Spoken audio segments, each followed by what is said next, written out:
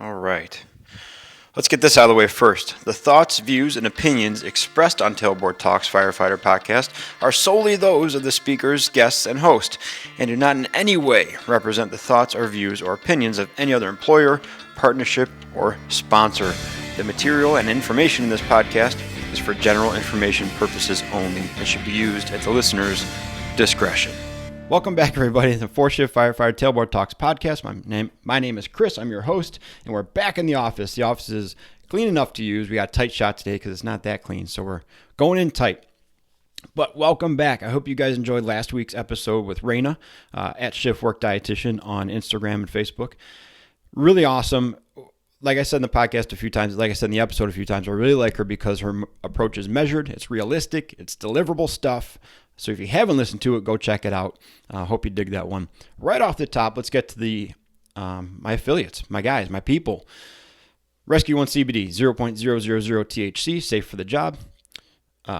Go check them out. I think you're going to like their product. I like it. I use it. I recommend it to everyone. Yes, I'm an affiliate, so I get a little cut if you go through the show notes and order. That's besides the point. You can also go back 2 or 3 episodes where I replayed my initial interview with John, the owner of Rescue 1 CBD, and check that stuff out. Like I said, 0.000 THC, safe for the job. The second one, Fourth Frontier, that's the heart rate monitoring strap I use for all my training stuff, all my endurance rides, all my workouts. I wear it on shifts sometimes overnight to see what happens when the tones go off. But it's a heart rate monitoring strap. It also provides you with lead to EKG, so you can do live look-in, or you can look back and say like, oh, at 2 o'clock when I was woken up for this fire alarm, my heart rate jumped from 50 to 110, and you can see lead 2 and see what's going on. Pretty cool device. Check it out. There's actually 25% off discount code for that one in the show notes and on my website. Another way to support the show, last little pitch here, is the Buy Me a Coffee button. This goes directly to, I'd like to say me, but usually Nathan, to get donuts when we go out and get coffee. It's just an easy way to support the show. The show is free. I tried running ads for a hot second, but I think I'm done doing that because it wasn't worth it. But if you like the show, if you think any of these topics are interesting, if you just want to say good job, throw me some coffee money. It'd be very much appreciated. If you really like the show, and I remember I said this thing's always free, you can sign up to be on a subscription where it just donates $3 a month automatically, and you can choose your own increment, but it starts at $3. That would be so awesome if you guys did that, because the road to monetizing podcasts is long and painful and pretty much void. So help me out. Appreciate it. Let's get in the topic today. Oh, one more update.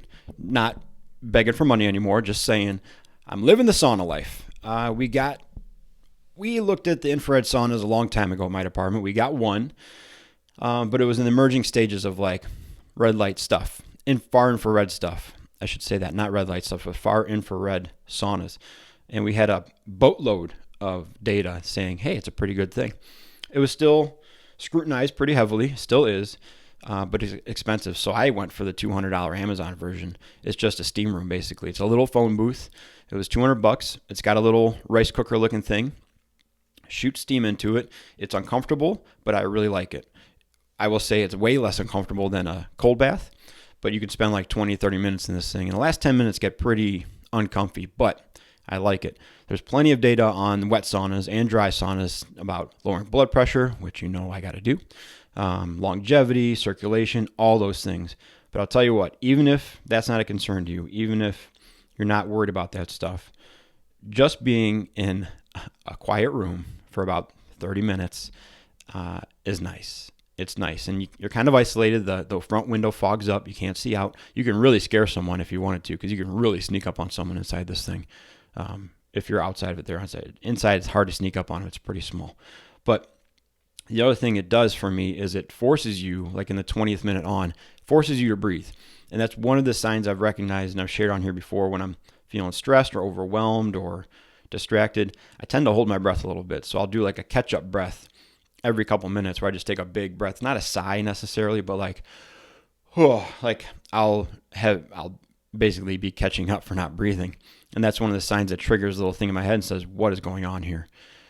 Being in the sauna for that long and having it so steamy forces you to take those catch-up breaths or makes you focus on actually breathing, which I really like. So if nothing else, it's helping me do that, which helps calm me down sometimes. And if I get a little blood pressure lowering out of it, awesome. my little bit of muscle relaxant coming out of it. Very cool because I'm often sore from working out and doing these training rides. But new updates. So I'm going to document that more, keep you guys up to speed with it, but living that sauna life, man. I'm not doing the cold plunge thing, mostly because it's uncomfy, and I'm okay recognizing that and admitting that, but going with sauna life. Now, topic for today. I've had several conversations in the past about this, and I think guys at work sometimes avoid talking to me because they think I'm going to turn our conversation into a podcast episode, which I get. I have a pretty good track record of not burning guys down on here or selling people out, but this one's come up a few times, and I recently had another conversation about it yesterday while at work, 2 days ago while at work, and it's essentially balancing your priorities with your department's priorities with whatever other things are important to you in your life. And there tends to be a major collision of those things the farther you get into your career in the fire service, because whether you're a blue shirt, a lieutenant, a captain, up on the chain, whatever, you're going to be asked to do stuff. And at some point, you might be asked to do stuff that you would consider like out of your job description. It might be more administrative stuff, more clerical stuff. You might be asked to review EMS calls, develop training plans, run reports. Well, who knows? Whatever, right? But essentially, it's non-emergent firefighting and EMS tasks. And it's a balancing act because your department above you thinks those things are very important. And below you, they don't even know they're on the radar a lot of times. So you're stuck in the middle trying to balance that thing. What that can lead to a lot of times, because typically the people they're asking to do these tasks are able, and they're go-getters, and they're smart, and they're willing, is you get more and more stuff piled on. And so if you take on a task and you're like, this is really my limit. Like, I don't have a ton of time to devote to this thing, but I want to do it well and get it off my plate. So I'm going to do a good job. I'm going to hammer this thing out. From above, a lot of times they'll be like, wow, we told him to do that. He did a great job in shorter time than we thought. Let's give him some more stuff to do. Now you get two things at once. And now you're even more stressed out because that's what you get. When you do a good job, you get more work. That's kind of the way we roll, right? But it's a complete difference if that was an emergent task. If you're pumping and someone says, hey, I need another line, and you look at your drops or you look at your pump panel and you see your intake is going close to 20, you say, no, you can't have it. Very clear, right? The other day we went to a fire and they said, hey, bring your fan up. And we said, our fan's charging at the station. We don't have one. Can you get someone else new? They said, yeah, we don't got one. Can't do it. If they say, hey, grab another roof ladder, we don't have one, can't do it. Grab one from someone else. No problem saying that stuff. It is justified. We need something done quickly. If we can't do it, someone's got to do it, so find them. But when it comes to non-emergent tasks, that's when we get ourselves in a little bit more trouble because it's like, I guess I can try to do that on my downtime, right? I guess I can do that after hours when it's quiet, when I'm not running as many calls maybe. If I have to, I suppose I can do it at home because I have internet access and we can get onto our shared drive and I can just do it. And that's where we kind of dig ourselves a hole, right? We start digging that hole to get into that we're never ever going to get out of because we kind of failed in the beginning to set those expectations and those boundaries. Now, boundaries are a weird thing in the fire service. I go back and forth on them, right? There are certain things in the fire service you're going to have to do that may cross some of your boundaries. They're not like detrimental or like that serious, but you got to get up at night. That may cross someone's boundary of what they prefer to do, which would be sleep all night. You'll have to treat people that maybe you don't agree with because they're being extremely hostile towards you, but now you got to be a professional towards them. You're going to have to do things that make you uncomfortable. So boundaries in the fire service are weird, including boundaries of your personal safety. You might be put in a situation that is obviously risky, but it's unfortunately necessary. That might be a personal boundary of yours that, due to the circumstances at that exact time, you might have to cross that threshold of comfort to get that job done. But when it comes to those non-emergent tasks, our boundaries are more gray, right? Can you do it? Yeah. Will I do it? Probably. You start to fall in those like decision points, right? There's also conflicts now talking about priorities of like what you would ideally have the department say and do and state as an objective and what they actually do. And this was a conversation that happened a while ago where somebody was saying, the department's always talking about how important sleep is and how important resiliency is and our mental health. And I'd really like to see them back that up by taking some measures. And I said, where are you looking to find these statements from the department? Like, I've seen none of these statements.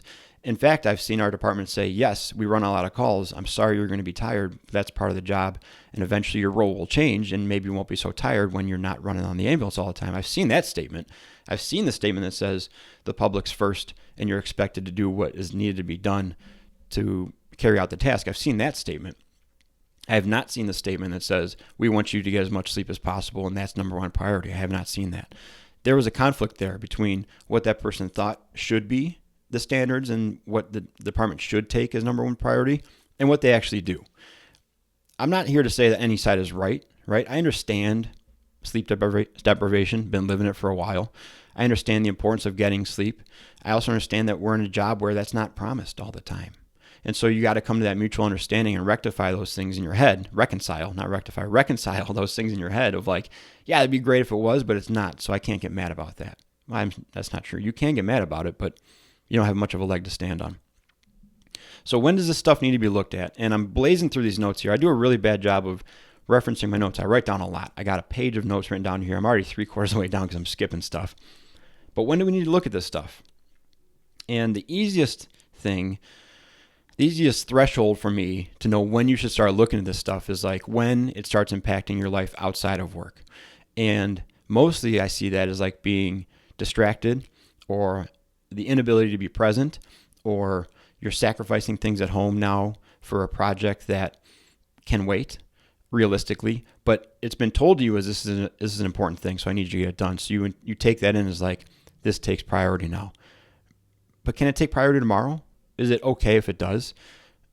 Again, that's a conversation to have on the front end, and mostly early if you can, preferably early if you can, say like, and this is the tough one, right? Because you don't want to go to your captain or battalion chief or chief and say, I can't handle that right now. Like that's a tough way to sell. That's a tough thing to say because you know that like it or lump it, there are some implications of telling the higher ups that you can't handle something. There's absolutely going to be something attached to that where like, well, if they're already tapped out and I ask them to run these few reports and they can't do that, maybe they can't do this other thing. Maybe they're not able to take on this other task. Maybe they're not willing or able to do this thing that we really need that would make them look good. You don't want to sell yourself short. You don't want to take yourself out of the running for stuff in the future, or quite honestly, be perceived as weak or unable or not good enough, right? So we end up burying ourselves in that work. But I'll tell you that a lot of times that's happened or nearly happened. The conversation to set the tone early is not that difficult, and it's much less scary than you expect. And it's basically setting the timeline, setting expectations, holding on to them and sticking to it, but you have to stick to it. You can't say, okay, I understand this is important. I need 3 weeks to get this done. I can't have it done next day. Can I have 3 weeks? You got to get it done in 3 weeks then. Because if you start going over, then you start looking, you've asked them to accommodate you. Now, if you abuse that and it takes 6 weeks, you've dug yourself in just as big as a hole of doing it very quickly but poorly. Setting boundaries and setting expectations is weird. It's so super weird. But I think it's very important to do. So if you're in a position where you're an emerging blue shirt or you're a lieutenant or a captain or whatever, and you see yourself going down this path, you've been given tasks, you've been brought onto a group or a team, and all of a sudden your day is filling up and you're turning into the person that's like, yeah, I'd like to go out and do that training with you. Let me just finish this real quick in the office, then I'll come out and do that drill. We all know that person's not coming out to that drill. If you see yourself starting to do more administrative or clerical stuff or stuff that you would consider quote unquote outside of your job description or additional tasks that would not usually be yours, and it's taking away from your ability to serve the public and respond in emergent situations, that's when those conversations need to be had. So that's the vocational side, and the other side was at home, right? When it starts to take away. And that very much happens with this thing too. With this podcast, it's very clear to me anyways, by my behavior, the day I'm going to record, I'm pretty distracted. Like the morning is tough because all I'm thinking about is like, is the camera battery charged? What am I going to talk about? How much time do I have to record? Is this a good topic? Are people going to care?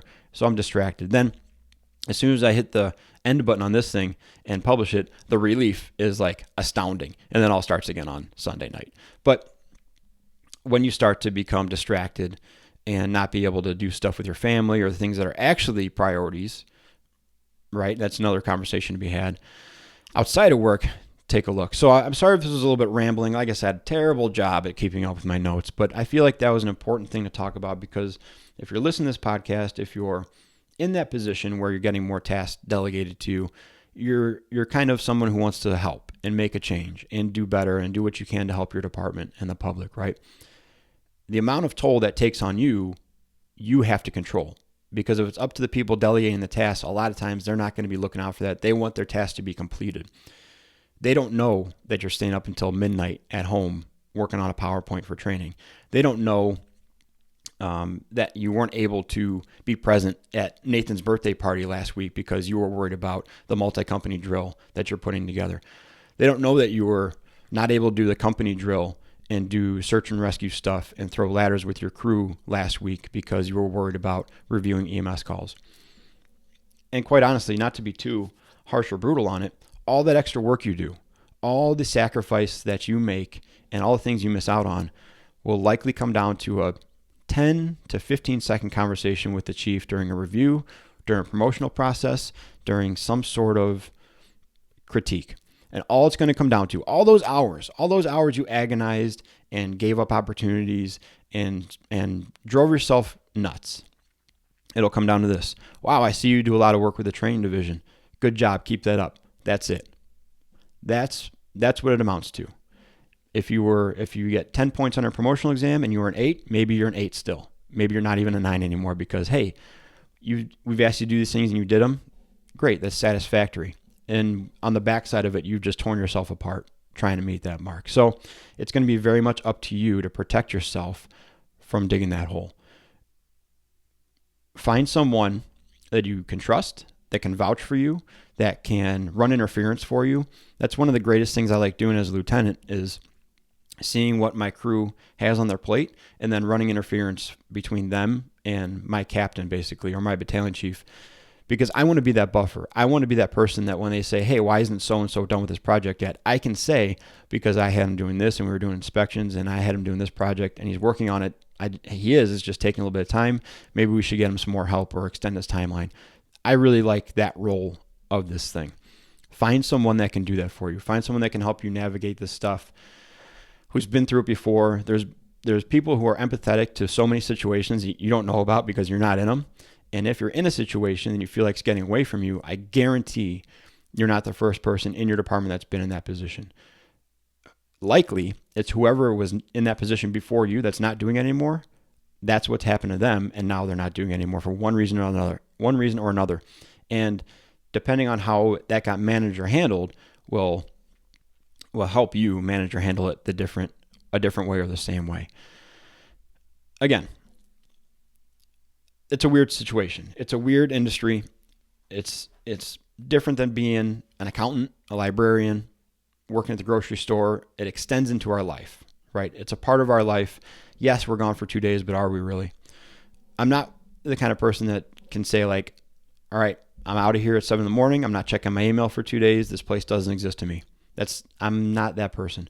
I'm also not the kind of person who is checking my work email 5 times a day when I'm off shift and making phone calls and really digging in on my off days, because I see where that road leads. I see where that goes, and I know it's a slippery slope for me. If you can handle it, cool, but check in, right?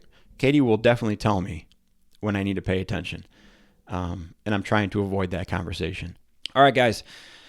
Thanks for listening. Thanks for hanging out with me. As always, let's work on being more capable and durable, both on the job and away from it. We'll talk to you soon. Be a 4th shift firefighter. Bye-bye.